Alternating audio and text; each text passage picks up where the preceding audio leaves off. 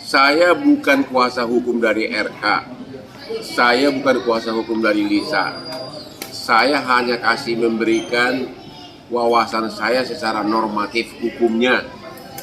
Pertama, secara pidana tidak bisa dilibatkan polisi untuk memaksa si cowok melakukan tes DNA karena hubungan mau sama mau.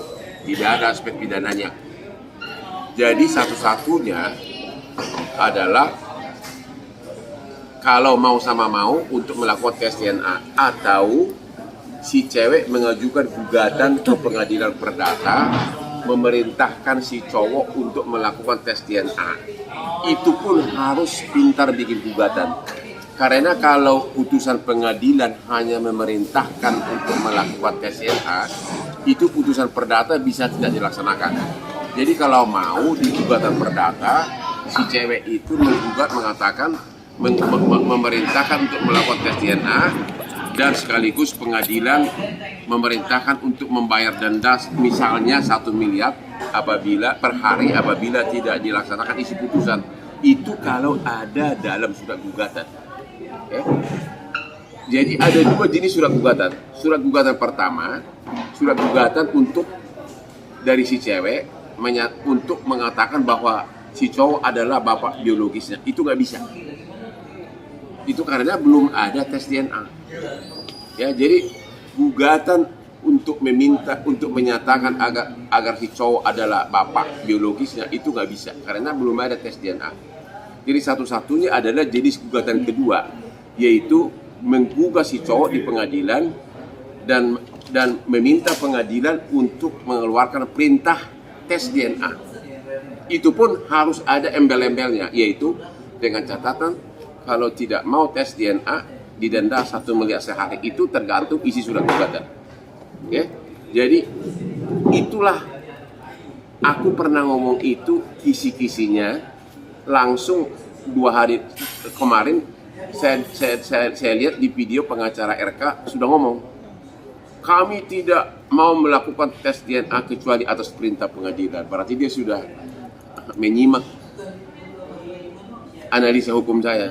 Jadi mereka bertahan karena mereka tahu susah mendapatkan perintah pengadilan untuk tes DNA. Mereka tahu itu. Makanya dia bilang, kecuali ada perintah pengadilan baru saya mau. Oke? Di satu pihak bagi si cowok, kalau dia masih mau berkarir politik, maka kasus ini harus segera dihentikan. Oke. Kalau si cewek pintar, ya, kalau si cewek smart, ya, dia gugat agar terus-terusan jadi viral. Ya. Kalau itu terus-terusan viral, si cowok kan pusing dia. Kalau masih berharap jabatan politik kan ini harus segera berdamai gitu loh, ya. Jadi tergantung. Jadi dua-duanya punya negatif positifnya. Ya. Kalau si cowok tidak peduli lagi terhadap publikasi, ya udah bertahan aja. Pokoknya saya tidak mau tes DNA kecuali atas perintah pengadilan. Ya, karena apa? Dia tahu untuk mendapatkan itu susah dan lama.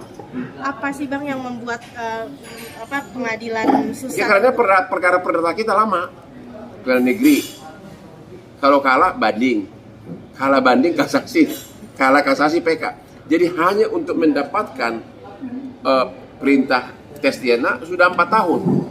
Menempuh proses Apa? pengadilan negeri, pengadilan tinggi, PK. Iya harus sama. Nggak ada bedanya, ya. Sesudah itu menang, baru dilakukan tes DNA. Ya. Sesudah dilakukan tes DNA, kalau terbukti baru gugat lagi uang ganti rugi dan nafkah. Kan lama, 4 tahun lagi. Gitu loh. Jadi tergantung. Jadi sekarang tergantung kepada masing-masing maunya apa. Kalau si cowok nggak peduli lagi terhadap publikasi, ya udah santai aja terus. Tunggu perintah pengadilan, nggak akan dapat. Gitu loh. Jadi netral mungkin Bang. Mungkin saran buat si cewek seperti apa buat PRK? Saya nggak mau kasih saran. Saya kan bukan pengacaranya, jangan dong, nggak boleh. Ya, saya hanya terserah pengacaranya loh untuk nangkap. Makanya saya pernah ngomong di Instagram saya, kalau si istri yang sah, ya, bisa juga pakai strategi, ya, bikin deal sama suami. Suamiku yang ganteng maha setia, aku laporin kau perzinahan ya, agar si cewek jadi tersangka. Kau juga jadi tersangka suamiku. Ya, tapi kan si cewek kan ada kemungkinan jadi nyerah. Ya, daripada di sidang dihukum penjara, dia kan nggak tahu bahwa bakal dicabut, ya kan? Dia kan nggak tahu kan? Nah itu, jadi kalau si istri saya begitu, cuma bahayanya tes DNA bagi si suami dan bagi istri saya adalah anak yang lahir di luar perkawinan. Kalau terbukti tes DNA bahwa cocok dengan ayah biologisnya, maka berhak warisan. Itu loh, istri saya mana mau, anak saya mana mau. Pun di luar pernikahan. Hah? Pun di luar pernikahan. Di luar pernikahan itu kasusnya Mensesnek Murdiono dan penyanyi dangdut yang di Mahkamah Konstitusi. Jadi Mahkamah Konstitusi mengeluarkan putusan anak yang lahir di luar perkawinan asal bisa dibuktikan DNA-nya berhak warisan. Bang, tapi kan sekarang malah jadi berbalik, pihaknya RK katanya mau melaporkan LM atas Nah, dugaan untuk melapor, pencemaran nama baik. kalau RK melaporkan pencemaran nama baik, berarti dia harus siap dilakukan tes DNA. Mau dia? Mau nggak dia? Berarti kan lari ke arah pidana kan? Ya, polisi nanti akan memerintahkan, oke, kalau kau memang tidak benar nama kau dicemarkan, buktikan tes DNA. Mana mau dia? Oh, berarti tidak serta-merta dilaporin begitu tanpa harus tes DNA. Nggak, Berarti harus tes DNA perlu untuk pembuktian. pembuktiannya seperti itu ya, Bang? Perlu pembuktian. Kan polisi kan berhak mencari kebenaran material, kebenaran sebenar-benarnya. Jadi dia berhak memerintahkan, oke, untuk membuktikan bahwa nama kau tidak dicemarkan, ayo tes DNA. Habis deh. Karena berdalihnya itu rentang waktu pertemuan mereka sama kelahiran anaknya itu nggak nyampe 9 bulan, Bang. Nggak ada kaitan apapun, ya. Itu soal bagaimana masa lalu, apapun yang terjadi, itu tidak bisa dipakai alasan untuk membuktikan apakah ayahnya atau tidak. Satu-satunya di mata hukum itu harus tes DNA, itu aja deh. Harus tes DNA. Banyak juga orang lahir prematur, 6 bulan lahir, ya kan? Banyak. Jadi satu-satunya di mata hukum harus tes DNA. Makanya kalau si cewek langsung gugat untuk menyatakan bahwa kamu adalah ayah biologis, kasih nafkah, kasih ganti rugi, itu bakal ditolak karena mana buktinya bahwa dia ayahnya. Gitu loh. Kalau chattingan gua ada 1000 tiap hari sama cewek. Apa itu membuktikan bahwa aku ayahnya? Kalau dia hamil. Apakah tidak mau Iya kan? membantu LM dalam kasus hukum ini, Bang? Apa? Membantu LM. Enggak, saya Kemarin- nggak mau bantu siapapun. Kemarin kan udah ada Bang Sunan, tapi kan dia akhirnya nggak jadi gitu, Bang. Siapa? Bang Sunan Kenapa? hampir jadi Pengacaranya pengacaranya LM, cuma kan nggak jadi. Nah, sendirian nih gitu, Abang ada rencana? Saya kelasnya perkara-perkara besar. Karena saya udah terlalu senior. Biarkanlah junior saya seperti si Sunan. Junior itu kan junior saya banget itu. Aduh, udahlah. Makanya saya bilang sama Sunan, banyak belajar lah dari Apong Hotman Paris, Koko Hotman Paris, Opung Hotman Paris.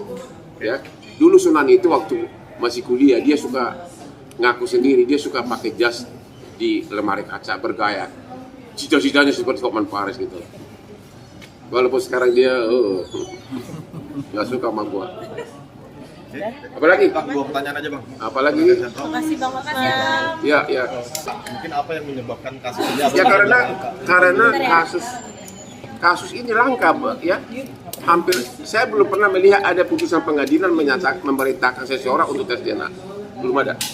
Tapi kan dia belum menggugat ke perdata bang. Ya makanya saya bilang langka, belum ada contohnya gitu loh. Makanya saya kasih tadi itu hanya analisa hukum sesuai dengan saya pengalaman sebagai pengacara gitu loh. Tapi yang abang melihat ini yang paling dirugikan dari pihak cowok atau cewek sih bang kalau kasus seperti ini? Saya nggak mau komentar apapun karena saya nggak mau terlibat memberikan nasihat apapun. Pokoknya saya bukan pengacara dari kedua belah pihak. Saya hanya kasih analisa secara praktik hukum sesuai dengan kesenioran gue sebagai pengacara, itu aja. Dengan kasus ini udah viral sekali, ada tawaran kan untuk abang memegang kasus ini? Saya spesialis perkara-perkara raksasa yang jutaan dolar, bukan perkara kayak gini. Ini perkara receh. Perkara receh.